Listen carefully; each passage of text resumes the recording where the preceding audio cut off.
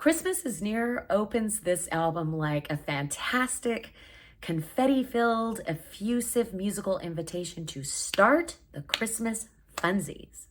I mean, I don't know how you feel, but for me, when that first chilly wind of the season arrives, I'm like, woohoo! It is almost time to take our noses off the grindstone and start having some fun. I mean, we've worked so hard all year, and it just feels wonderful to spend quality time doing the things we love with the people we love. And Brian Steckler knocked it out of the park on this arrangement. I don't think that man slept for 2 weeks while working on this, and I am so grateful for his musical gifts and his willingness to deep dive the way he does. And I mean, what more can I say? I hope this song puts you in the holiday spirit and inspires you to begin the festivities, whether that's simple stuff like puttering around your house in your fuzzy house slippers, putting up decorations, or hitting the town to see what's new. My songwriter self had a ball writing Don't Be Late. I picture a brood of children ever so sweetly manipulating Santa with, we worked so hard on the tree. We've made all of our beds every single day through winter break. We're trying to get along. We baked your favorite cookies and we polished the plate we put them on. So don't be late. And oh, by the way, here's our Christmas list. And out rolls a scroll like the train of a wedding dress. This song has a 1940s style orchestration, beautifully done by Brian Steckler. And I'm just not sure this song would be as charming with modern production. Because I think as it is, it's easy to picture millions of children across the ages sucking up to mom and dad, grandma, grandpa, aunties and uncles, and Santa Claus. Just a little more every day as December 24th approaches. I think this is a really cute and timeless song. Santa's Taken Over the Town is the most high energy, high octane song on this album. I had such a blast writing the song in the context of letting Santa take the wheel so that we can all kick back and enjoy the ride. But really, I mean, we're all embodying the role of Santa for our families, our friends, our colleagues. But it's the collective spirit of giving and participation that makes the holidays feel lighter, brighter, and more sustainable. I mean, when dad gifts mom a day at the day spa, she comes home feeling appreciated and re-energized, and the whole family is happier for it. When your sister agrees to host Christmas dinner and all everybody has to bring is just one side, I mean, everybody in that group gets to kick back and enjoy the evening. When Auntie volunteers to take the kids for a fun, festive sleepover weekend, she gets to create timeless memories with the little ones.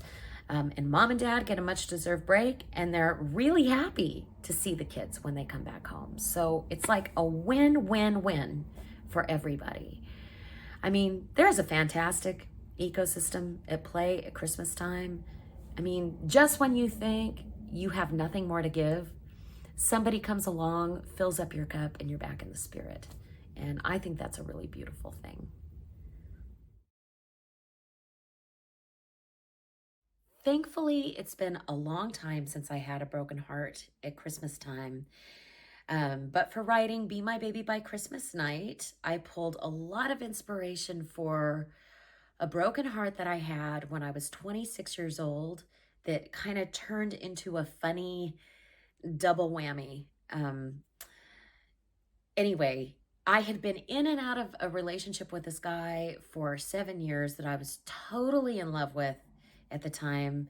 And our relationship came to an end, like no more back and forth, about a month before Christmas. And I had just moved into a new place. And a couple days before Christmas, my beloved cat up and disappeared. And I couldn't figure it out because I was so protective of her. It was a very secure building, and I was really careful when coming and going to make sure she didn't get out, because this cat was like Houdini. I mean, she would steal like the meat right out of your sandwich, like in a little half of a second, and all you'd have would be 2 pieces of bread with no turkey in the middle. Anyway, loved that cat. Um, but anyway, yeah, so I couldn't figure it out. I must have spent um, like 12 hours casing my neighborhood. I mean, I was knocking on people's doors. I was looking over people's fences, which is not a smart thing to do in Los Angeles. I was looking under cars. I was putting up signs. And finally, at the end of the day, exhausted with no success, I'm coming up the elevator with tears streaming down my face. And I hear my neighbor's voice, who I love, my neighbor. I hear her yelling, "Oh, you get out of here, you ruin everything." Oh, and as the elevator doors are sliding open, I see my cat bolting down the hallway with a lamb shank in her mouth. It was a Friday. My neighbor had prepared a really elaborate Shabbat dinner for her whole family, and my cat had licked every single dish that she had put out on the dining room table.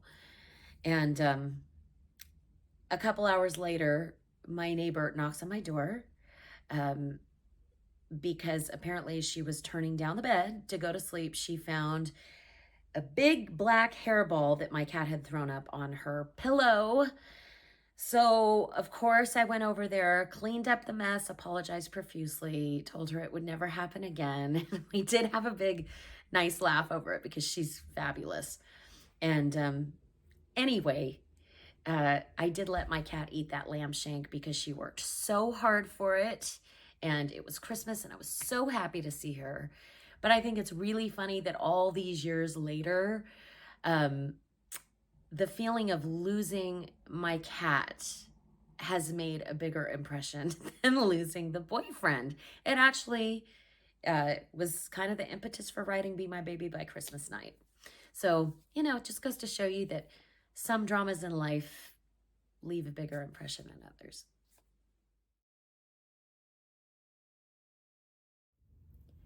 In July of 2022, I packed up my life of 23 years in Los Angeles and moved to Northern California to live near family. And it has been fantastic. I'm so happy. I love being supported by family, and I love being a support to them on a daily basis after all of those years away. But it was really sad to say goodbye to friends and family that I had treasured seeing on a regular basis for all of those years. Anyway, winter of 2022 in Northern California came in hard. It came in early. I mean, it started raining in late September of 2022, and it did not stop raining until late June of 2023. So I had a lot of time during that winter indoors to write songs and be in the studio. And I did a lot of reflecting on the array of relationships that had come and gone through my life, over 2 decades in the city. And anyway, across that stretch of winter, I had 3 core relationships from my early adulthood that came full circle back into my life from people I had not spoken to in over a decade. And life is interesting. I mean, sometimes what seems like the death of a relationship is just a long season of time out. So early winter was written in the context of the seasons of nature, with the idea that the end of a season is never the end of the story. It's simply the fading of a chapter, and chapters need to fade so that the story can evolve. And I know in my life, and it may be the same for you, I have those relationships that it just seems like through thick or thin, come rain or come shine, we hang in together through the years. And then I have a few of those other relationships that it just seems like in order for reconciliation to take place, or even in order for both parties to bloom um, in the most healthy soil, it's just better to go separate ways, even if that's only for a little while. But I think that relationships are always worth the risk. They're always worth the investment because every single one of them teaches you something. And so early winter really honors those relationships that are fleeting because sometimes those are the ones that teach you the most. Christmas is Coming Again is the first song that was written for this new album. I had taken a solo writing trip to the Dorland Arts Colony in Temecula, California, which is known for its beautiful wine country. And I was staying in a little cottage that had a wood burning fireplace. It had a Steinway grand piano that was donated years and years and years ago, I think back in the 70s. And there were two Adirondack chairs out on the porch overlooking the wine country. And oh, those sunsets at night, they were like blue and green and streaks of orange. I'm sure we're from, pollution. But it was just beautiful. I would just overlook that wine country, and my imagination was just churning about what it must have been like for the early settlers and coming over those plains and how their Christmases may have been celebrated. And I'm sure that I was romanticizing it because I know that times were very difficult back then and much different than they are now. But it was easy to picture pies cooling by windowsills and carols being sung by the fire, maybe simple crafts and decorations being made.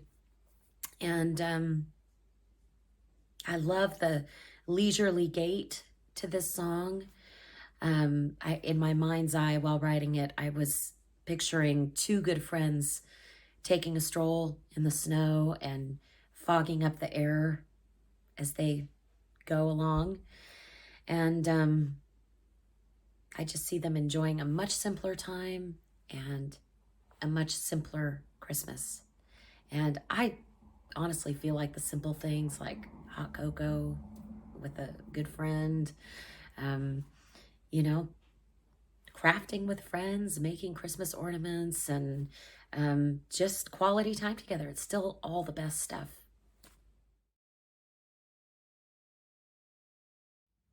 Wonderful World Tonight was inspired by my youth. I remember like those ages between 13 and 16 and not having a driver's license and being bored to tears around the holidays. I mean, I'd look around at my family and think, how can these people stand so many sedate evenings at home by the tree? And, it's just that feeling of wanting to be out in the world and wanting to be out in all of it with everybody else. And so as soon as I got my driver's license at 16 years old, every Christmas thereafter, I would plan at least one day trip with a couple of my favorite people. We would drive to the snow, go to Lake Tahoe for the day. I mean, we didn't have any money, so we would just like sip hot cocoa in the snow and talk about boys. And the road trip was always the best part. And, we do other simple things too, like just go ice skating for an afternoon. And there are fabulous, cozy memories to be made at home during the holidays. And I love being at home during the holidays as an adult. But to this day, my most vivid holiday memories are the ones where I do these things with friends and just um, you know, rally everybody to get together and go do something spontaneous. I mean, it doesn't even have to be really all that planned out. It's just getting out the door and making a day of it with a kind of a fun, whimsical spirit and doing something very wintry and very festive. And those memories are the best. So I hope you love this song. And I think it's very youthful and adorable. I grew up in a small town called Rockland, California, and it's quite populated now and very suburban. But when I was growing up, it was called a cow town because it was mostly farmland. There weren't a lot of stores, there weren't a lot of schools, there weren't a lot of shops. And anyway, one of my favorite people grew up right down the street from me. And between the ages of like 17 and 19, he and I were thicker than thieves. I mean, we were like completely joined at the hip and always laughing. To this day, I don't think I've laughed with anybody the way that I've laughed with him. We were always late. I hardly ever made curfew, which made my father furious, but I think he always knew that when we were late, it was because we were just too in the moment and probably laughing and being silly about something and lost track of time. And anyway, he and I played in every bar, every club in town, and there were not many, but the ones that did exist, we played them. He's a fabulous musician. Anyway, by the time like full-fledged early adulthood came around, he and I both moved to Los Angeles, but in tandem. He went to LA like a year ahead of me. But we ended up living on opposite sides of town. He got his degree in music business, and I went to the Musicians Institute in Hollywood. And I don't know, just over the next decade, we were just spinning in different orbits. I was hustling all the time, sitting in clubs and doing gigs and trying to carve a career path for myself as an artist and as a songwriter. And he actually got an amazing job at one of the most prestigious recording studios in town. And he was working around the clock. He was on call, basically sleeping on a cot so that he could be available for whatever they needed. And anyway, by the time we were in our early 30s, he developed an addiction hi Dallas, that just upended his life. He lost his job and moved to the mountains and spent several years on that mountain just focusing on trying to stay clean.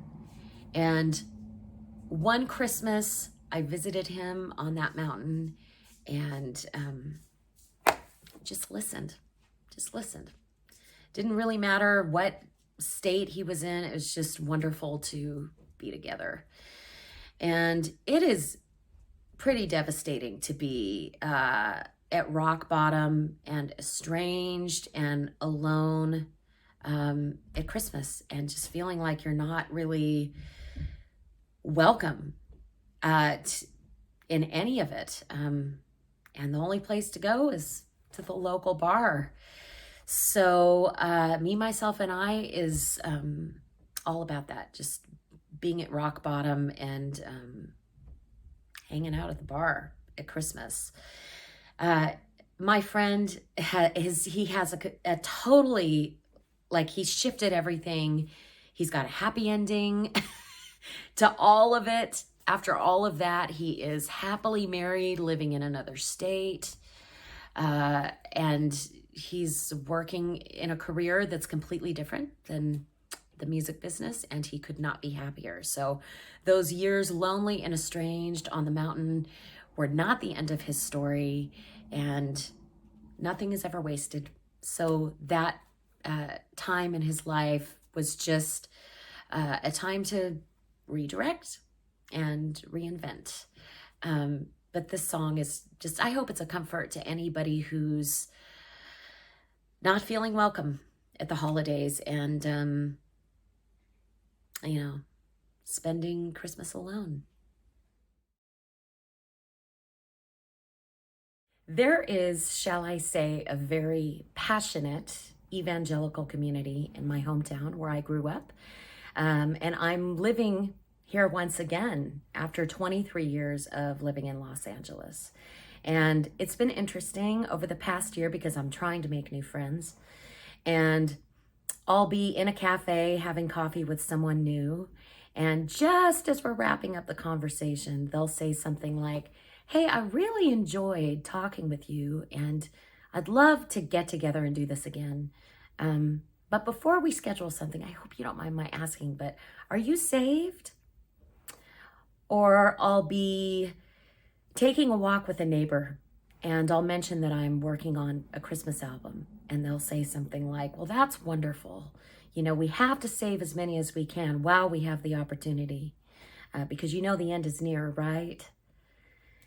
And though well-meaning, these comments feel quite divisive to me because honestly, I have had the privilege of knowing and befriending people of just about every faith or complete lack thereof.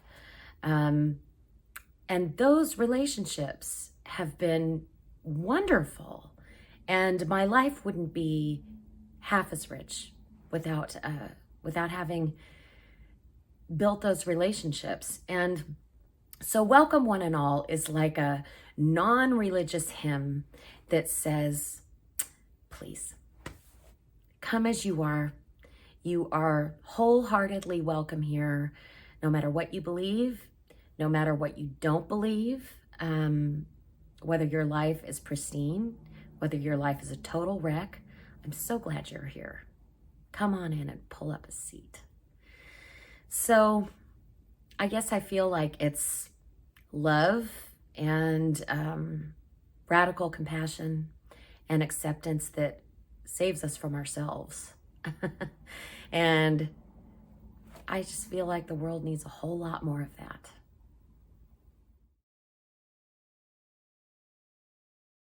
To make a Christmas album, generally speaking, it means that you start recording in late spring and you're still recording into late summer, hopefully wrapping the project by late summer.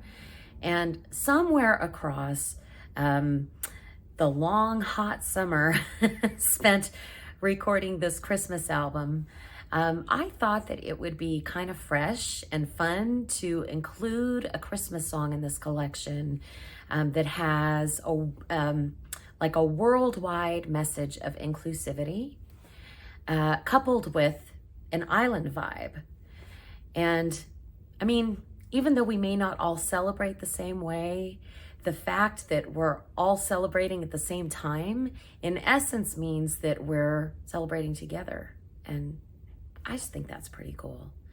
And I cannot help but think that the collective energy of so many people participating in peace on earth, goodwill toward men, does not have some kind of healing effect on the universe.